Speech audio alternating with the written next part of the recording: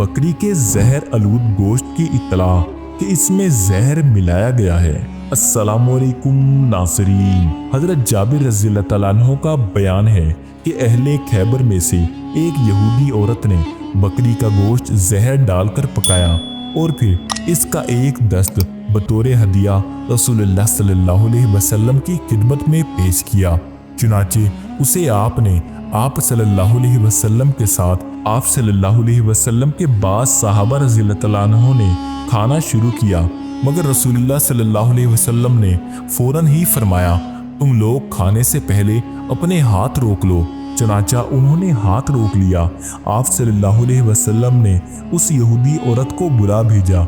वो आई तो आप सल्लल्लाहु अलैहि वसल्लम ने उससे पूछा कि क्या तूने बकरी के इस गोश्त में जहर मिलाया है? उसने कहा, किसने आप सल्लल्लाहु अलैहि वसल्लम को बताया? आपने फरमाया, गोश्त के इसी टुकड़े ने जो मेरे हाथ में है। उस यहूद औरत ने कहा, जी हाँ, मैंने अपने दिल में सोचा कि अगर आप सल्लल्लाहु अलैहि वसल्लम नबी होंगे तो आपको ये नुकसान नहीं पहुंचाएगा, और अगर नबी ना होंगे तो हम आपसे इत्मीनान का सांस लेंगे। आप सल्लल्लाहु अलैहि वसल्लम ने ये सुनकर उसको माफ कर दिया और उसको कोई सजा ना दी, और आप सल्लल्लाहु अलैहि वसल्लम के जिन सहाबा कराम रज़ियल्लाहु तआला अन्हुम ने वो जहर आलूद गोश्त खा लिया था, उनका इंतकाल हो गया, और रसूलुल्लाह सल्लल्लाहु अलैहि वसल्लम उस जहर आलूद गोश्त की वजह से अपने शानों के दरमियान पचना लगवाया करते थे।